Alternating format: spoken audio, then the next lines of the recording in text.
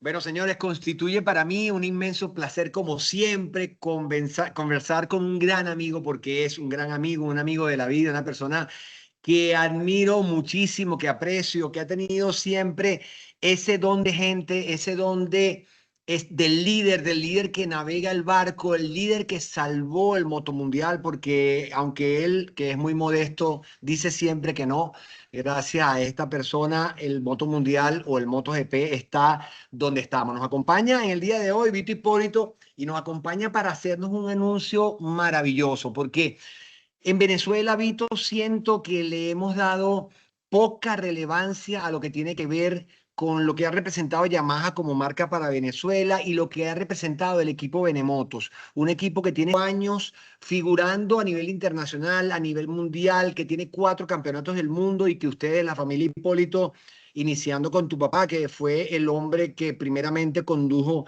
este maravilloso barco, iniciaron una aventura, todos estamos celebrando.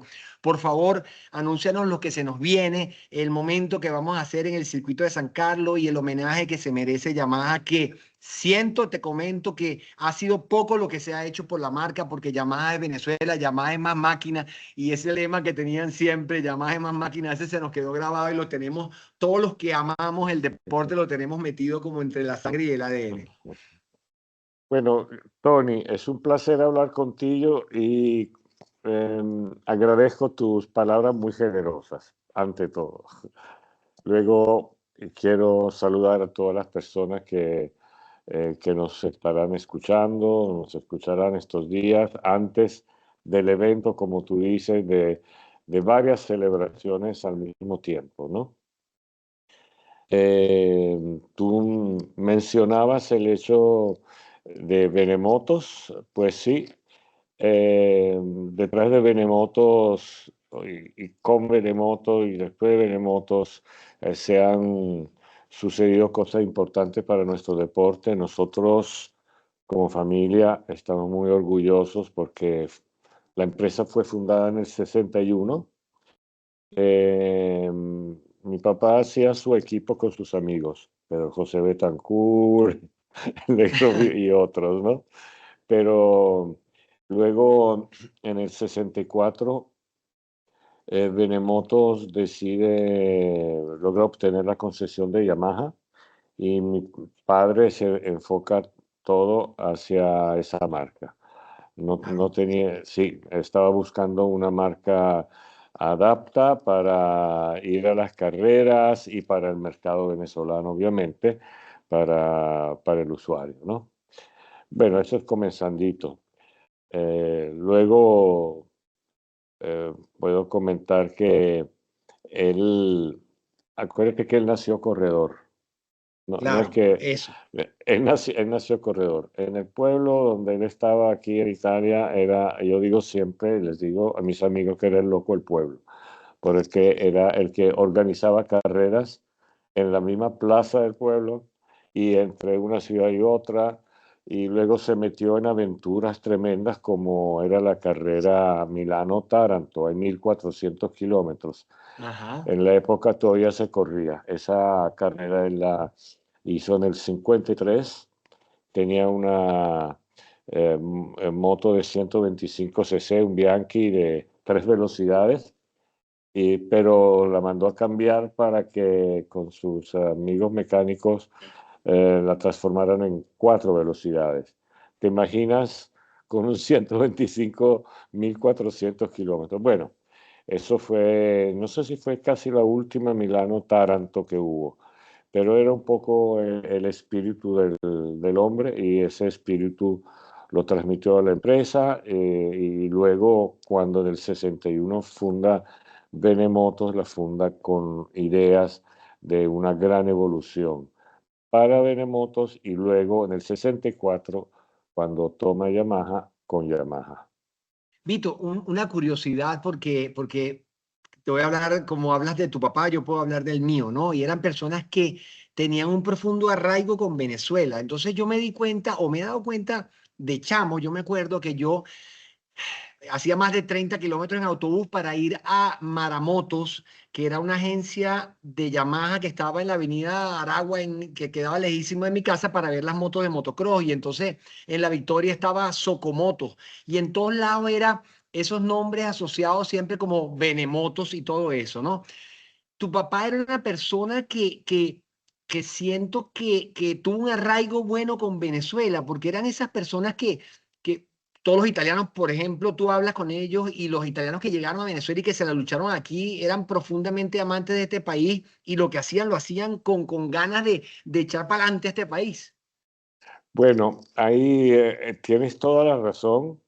Mi papá, quién sabe, era más venezolano que otros venezolanos, ¿no? Vamos a decirlo así. Cuando hizo el equipo con Johnny Cecotto, por ejemplo, eh, no, no le perdonaba a los mecánicos no poner una calcomanía de la bandera de Venezuela en la moto. O sea, Venezuela iba junto con con la carrera y el corredor, eso hacía.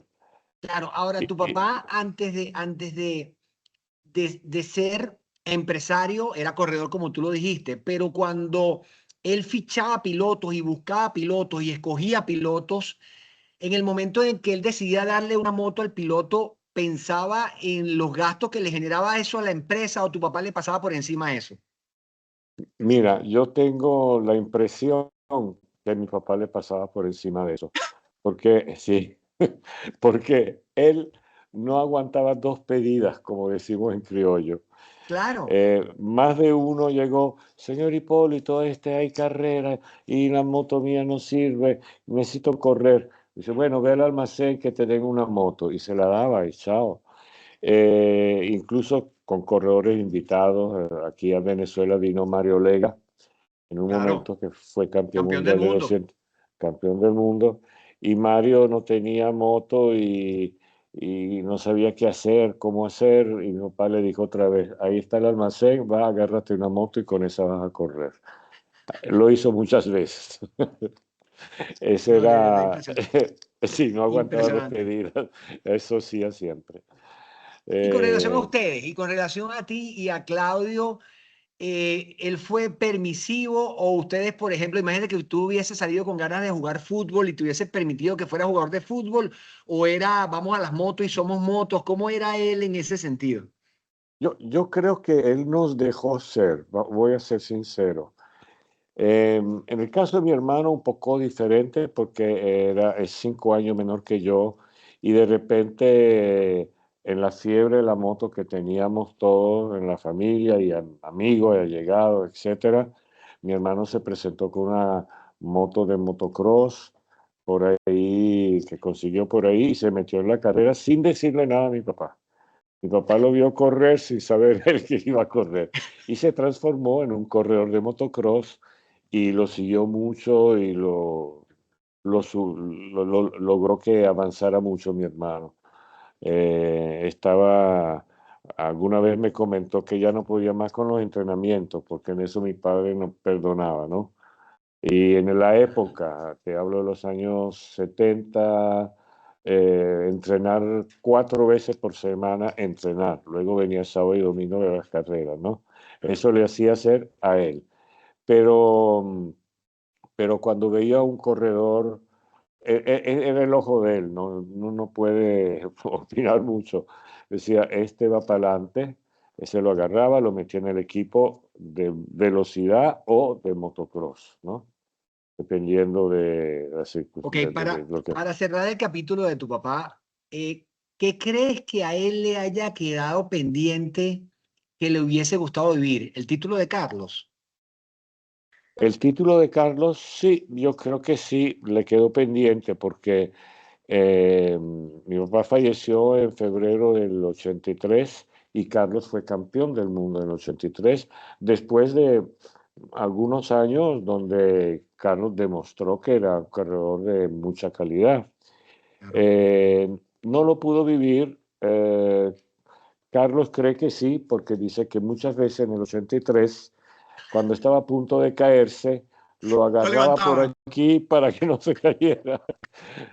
Pero bueno, después mi hermano y yo decidimos seguir con el equipo, no obstante los problemas que había en ese momento en el país, porque Claro, siempre tenemos problemas que se repiten y era de verdad difícil, pero el equipo ya estaba. No inventé nada ni yo ni mi hermano. Yo seguí el equipo todo el año, pero no inventé nada. El equipo era ese, o sea, me refiero al jefe de mecánicos, que era Ferruccio de la Cusine, y los otros mecánicos. Que ya estaban, ya estaba. El equipo ya claro. estaba. Ahí faltaba que el corredor regresara a la pista y ganara. Y eso hizo Carlos en el Y eso hizo. 83. Y en el 86 otra vez. Bueno, en Y el 86 ya no después estaba con... Ajá, en el 86, ¿cómo ya ahí fue diferente? fue diferente porque en el año 85 Honda entró con una Con moto Spencer oficial. y con los cauchos Michelin, que era un segundo más rápido con- y había que ganar 2 títulos el mismo año. Exactamente, con Spencer así. Entonces logré hablar con Yamaha. Yamaha también le había ganado respeto a Carlos Lavado y obtuvimos las motos oficiales para el 86. Y así con esas motos oficiales, que eran muy diferentes, como era motor en B, a Claro. diferencia de los motores anteriores, y con esa moto ganamos el 86. Sí. Bueno, Vito, vámonos ahora más al presente. Cerramos el capítulo de Don Andrea y esa maravillosa idea de fundar Benemoto. Y vamos a hablar ahora de la gestión tuya al frente de la FIM, porque eso es algo que debe llenarnos de orgullo y que en Venezuela tampoco se le ha dado el debido respeto y el reconocimiento a esa gran labor. Un trabajo muy difícil porque eso es moverse seguramente en aguas movedizas en donde te encuentras con una cantidad de criterios que tienen que decir que tienes que moverte muy bien. Nosotros en el medio, nosotros decíamos que Vito Hipólito no le dice que no a nadie, pero para que le diga que sí cuesta. Entonces, la realidad, Vito, es que resúmenos un poquito eso que ocurrió cuando te sentaste con todos los constructores de las marcas para reorientar el futuro del MotoGP con el nuevo reglamento, el cambio que se venía. Y haznos un recuento a lo más breve posible de ese momento crítico en el cual el motociclismo a nivel mundial estaba agonizando, los participantes cada vez bajaban más y el MotoGP no era lo que es hoy en este momento. Yo, bueno, a estas alturas de mi vida he hecho la cuenta, caramba, he estado en la FIM 34 años. Los primeros 6 años estuve en la comisión de velocidad y fueron, en cierta forma, para mí los mejores, porque como juez y steward y eso te daba la oportunidad de estar en el circuito, cerca de los equipos, cerca de los corredores, etcétera. Y tuve la suerte de tener un óptimo presidente de comisión, ¿no? Que se llama Luigi Brenni. Después de esos 6 años empezó otra etapa donde pasé a la junta directiva de la Federación Internacional, otros presidentes, hasta que llegó mi turno, fue el 2006. El 2006 se Claro, pero antes retira. de eso con Francesco Servi, que tú estabas allí como su mano derecha, pues. Sí, él me tenía de primer vicepresidente, en efecto, sí. Tú has subrayado sutilmente el hecho de las ciertas complicaciones. Digamos, las complicaciones dentro de la federación, me imagino que es así en otras federaciones internacionales, es que hay un aspecto político. Y el aspecto político yo lo detestaba. No razoné nunca en esos términos. Eh, Tanto es así que cuando me eligieron en el 2006, pocos meses después, le dije a la Junta, bueno, ahora nuestra federación, como todas las otras, la FIA, todas, FIFA, etcétera, los presidentes duran toda la vida, porque no había un término de mandatos. Claro. Entonces yo dije, no, nosotros debemos tener, me acababan de elegir, a los pocos meses dije, tenemos que poner un mandato de 2 años. Después un poco de discusiones porque los europeos eran más conservadores. Quedamos en 3 años, en 3 periodos, perdón. Ok, y así fue, quedamos en 3 periodos. Así comenzó mi mandato como presidente. Luego te das cuenta de muchísimas otras cosas, pero especialmente en la velocidad ya teníamos como promotor principal a Dorna, ¿no? Que es Sí, actualmente el sí, promotor hasta este año, siguen siendo ellos. Y, y tuve la suerte de poder tener una excelente relación con el CEO de Dorna y poder tomar decisiones juntos y algunas ideas hubo que darlas. Yo recuerdo que estábamos en Indianápolis porque tuvimos algún gran premio en Indianápolis y sí, estaban reunidos la Asociación de Constructores, la Asociación de Equipos y algunos fabricantes más por ahí, Dorna, etcétera. Y teníamos el problema de una grilla un poco corta en cuanto a cantidad de equipos. Se había retirado el año anterior, Suzuki y Kawasaki se habían retirado. Y entonces me pregunta Espeleta, ¿qué hacemos? Yo desde afuera, porque no quise participar en la reunión para no comprometerme en ese momento, pero les claro. dije, la solución es que ellos le den motores a otros y esos otros se encargan de hacer el chasis con el constructor de chasis que sea. La primera respuesta por parte de la Asociación de Constructores, que eran todos japoneses prácticamente, fue no. La respuesta No, al comienzo de una propuesta con ellos siempre no. Eso fue, no recuerdo en qué mes, hacia finales de año, pero en febrero me llama Espeleta y me dice, Vito, dijeron que sí, ok, y así comenzó la nueva estructura de los equipos en MotoGP con los equipos, bueno, no sé si es bueno llamarlos satélites o con esos equipos. que ahora son Eh, independientes. y ahora son independientes, ok. Pero comenzó así, si no, no sé a dónde íbamos, con una grilla de 17, 18 motos, Claro, corredores nada más, claro. y me aceptaron esa propuesta. Después vino el problema donde los fabricantes, eso era entendible, se estaban Sí, orientando en el mercado hacia motores de 4 tiempos. Y claro. todas las motos que teníamos en carrera eran de 2 tiempos, en Ujú. 125, en 50, etcétera, en 500. Y entonces, bueno, 125 no fue tan problemático, que se llamó luego Moto 3. Sí, La 500 sí hubo discusiones, pero finalmente se aceptó y se hizo la que llamamos MotoGP, MotoGP.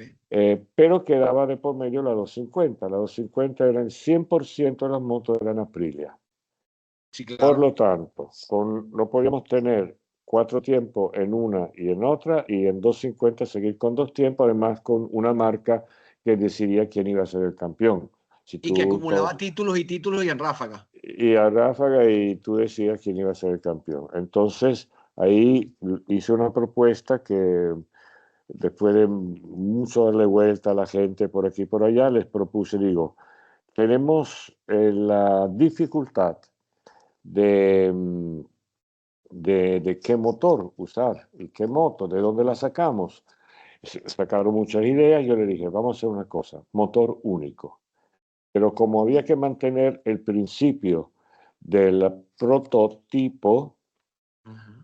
bueno, motor único y que cada quien se la arregle con un fabricante De diferente chasis. de chasis. Entonces manteníamos eso, porque también tenía celos del organizador en ese momento del Superbike, que tenía las 600, Claro.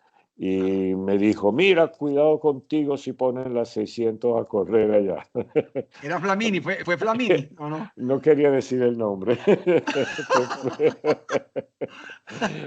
Fue Flamini, correcto.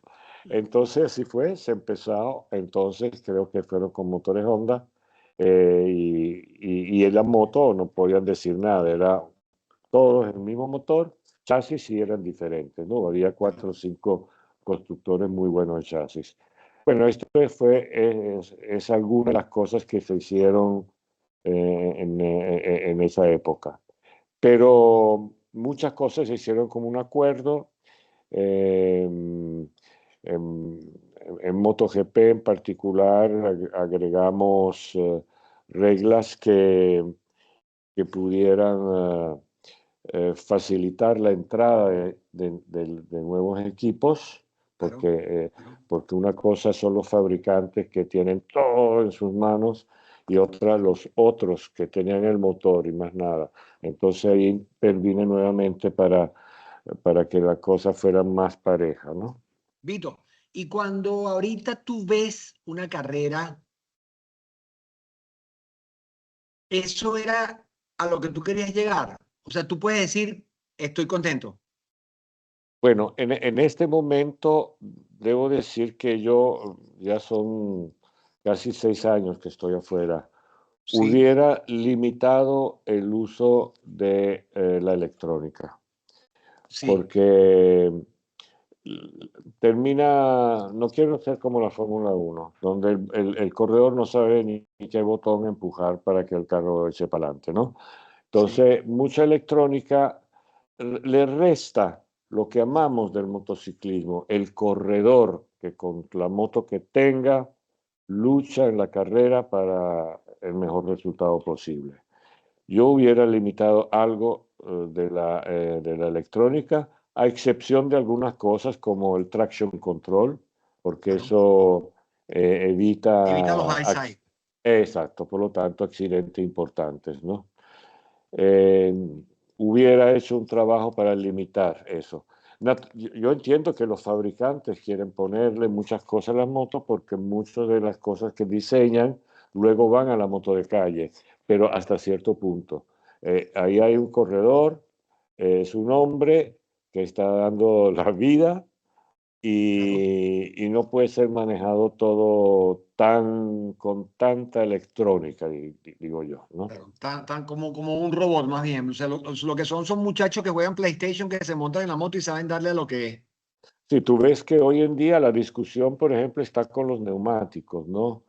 Claro. Nunca hemos tenido discusiones por los neumáticos en toda la vida, nunca. Y además con reglas un poco así, jaladas por los pelos, que si supera la temperatura, disminuye la temperatura, el neumático. Entonces, yo, mi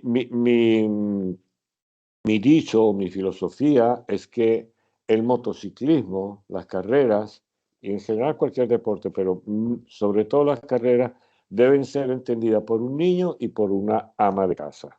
Si Absolutamente, tú, si absolutamente. tú no le puedes explicar a una ama de casa por qué el que llegó en una posición lo echan para atrás, no, con explicaciones tecnológicas, no se va a aficionar.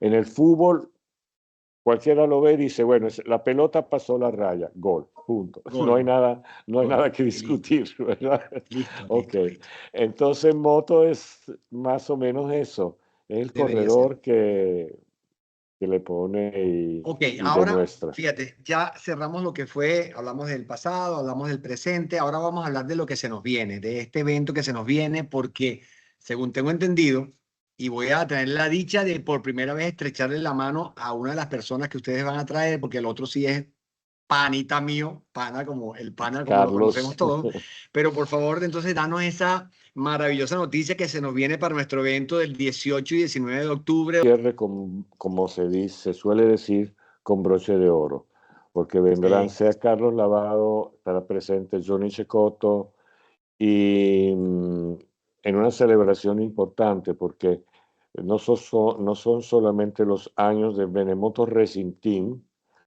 eh, que empezó en el 64, sino los años que tiene construida la pista de San Carlos.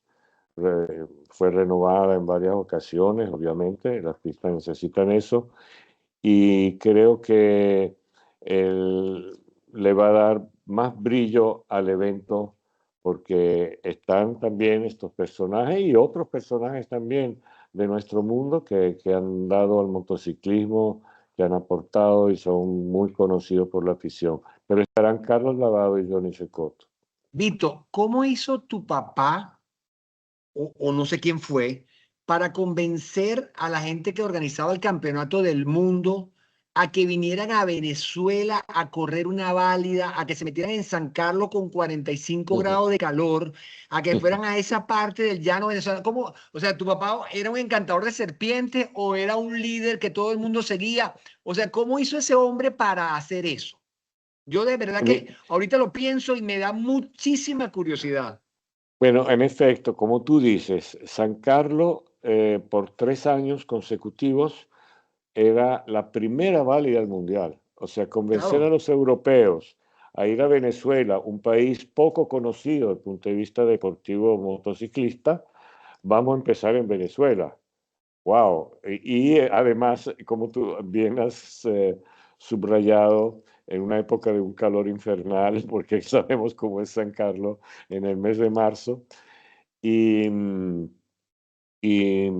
mi papá era miembro de la Comisión de Velocidad en esa época y, y los convenció. Yo no te puedo decir mucho más porque no estuve en las conversaciones, pero los convenció. Claro, hay unos pequeños antecedentes, que sí, las 200 millas de Daytona, donde llevó a Johnny Cecotto, donde tuvo una actuación excelente, sea en el 74 como en el 75, y también luego lo continuó.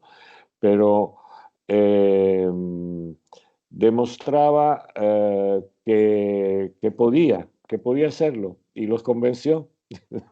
pero sí, o sea, eso ahorita uno lo ve y lo menosprecia, pero es que yo no me quisiera imaginar en aquella época con la poca tecnología que había para que ese hombre convenció a esa gente para que vinieran a Venezuela. Y yo me imagino y cuando llegaron y empezaron los europeos a sentir ese calor, estarían, quedaba, era como ir a, como cuando juega la selección fútbol que van a jugar en Bolivia con esa altura que los dejan turulecos, que es algo, de verdad que tuvo que haber sido algo fuerte y rudo lo que pasó en esos años. Fue para mí maravilloso, pero para ellos de verdad difícil. Es que en esa época la federación no tenía un promotor, como lo tuvo a partir del Claro, 92, como es Dorna.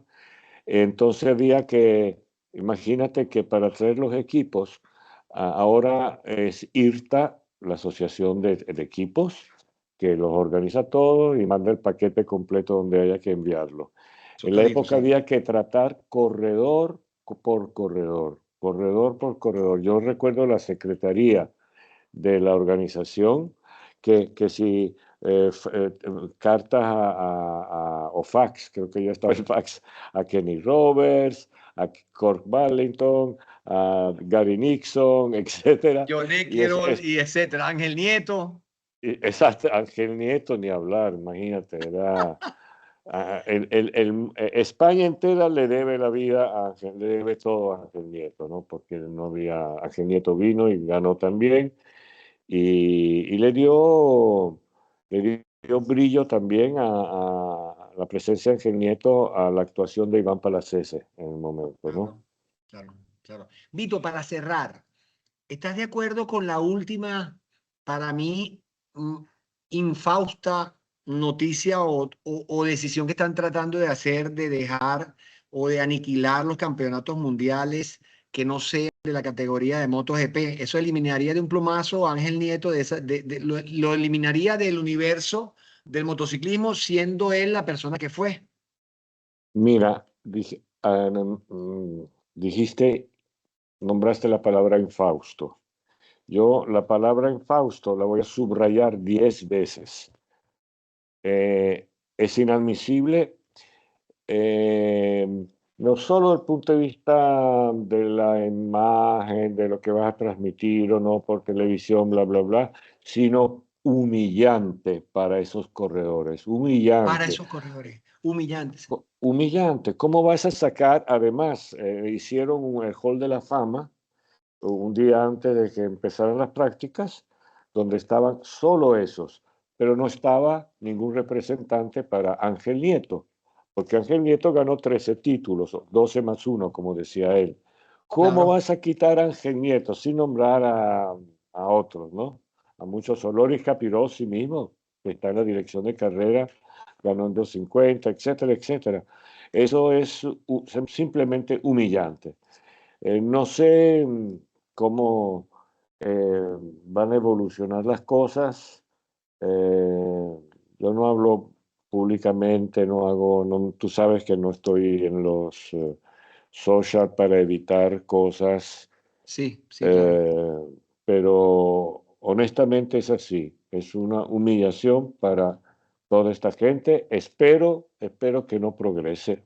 Vamos a ver. Exactamente, o sea, te lo juro que he pasado noche cuando me acuesto a dormir pensando en ese detalle que cualquiera puede decir, ah, Tony, pero eso te preocupa. No es que me preocupa, es que me parece que estás acabando con más de la mitad de un deporte, porque es que no todo el mundo podía ganar en 500, no todo el mundo puede ganar en MotoGP simplemente por el tamaño, por el físico. O sea, estamos acabando con Dani Pedrosa, super piloto, estamos acabando con Ángel Nieto, Sí. estamos acabando con Carlos Lavado. Estamos acabando con Johnny Cecotto, que no ganó en 500, pero ganó en 750. O sea, estamos acabando con la historia de nuestro deporte. O sea, ¿cómo se puede permitir eso? Es que eso va más allá y, o sea, sobrepasa la esencia de nuestro deporte.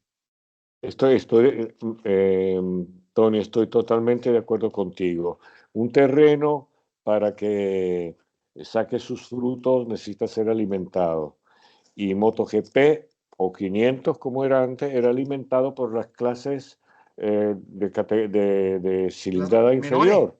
Y de ahí y salían grandes corredores y algunos con tremendas historias en su respectiva competencia o mundial. Es parte del motociclismo, está en la sangre, en las venas. No puedes sacar a esas personas, no Claro, puedes. nuestro deporte es así, porque la Fórmula 1 es una sola categoría, pero es que nuestro deporte viene con 3, 4 categorías. Y antes cuando era 100, 50, 80, 125, 250, 350, 500 y 750. Eso era nuestro deporte, es así. O Sí, sea, es así, somos, es así. Y, somos y, multicategoría. y no quiero terminar como en Fórmula 1, donde detectaron un corredor bueno en algún lado o en otro lado, pero al final ese corredor bueno, por más bueno que sea, necesita meter al equipo donde va a ir millones, Claro. millones. El corredor buscará, no sé cómo, sponsor, vaina, pero el corredor debe llevar, si no, no entras a Bueno, correr. Víctor, aquí nosotros tenemos, mira, tenemos en la pared Sí, dos títulos que si eso prospera, lo podríamos tener en mi casa, lo podemos tirar a la basura. correcto, sí, pero no sé qué No, hacer, lo eso estoy no debe pasar, pensando eso no mucho, debe pasar. como tú lo estoy pensando mucho si puedo intervenir a estas alturas, ¿no? O Bueno, escúchame, sea, yo estoy seguro que no puedo intervenir de ninguna forma, pero yo estoy seguro que tú tienes algo, porque, oye, el tiempo que tú has estado ahí tienes la forma de por lo menos hacer sentir tu parecer e influenciar en algo para que reaccionen, porque no puede ser, esto que pasó y que está pasando no puede ocurrir. Mira, Vito, llegamos al tiempo porque se nos ok, consumió el tiempo. perfecto. Pero escúchame, no te me vayas ya va. Necesito que No, no, para no, redondear termines de invitar tú mismo al evento que vamos a tener el 18 y 19 de octubre con Johnny Secoto y con Carlos Lavado del Circuito de San Carlos, 65 años de Veremoto y 55 de la pista.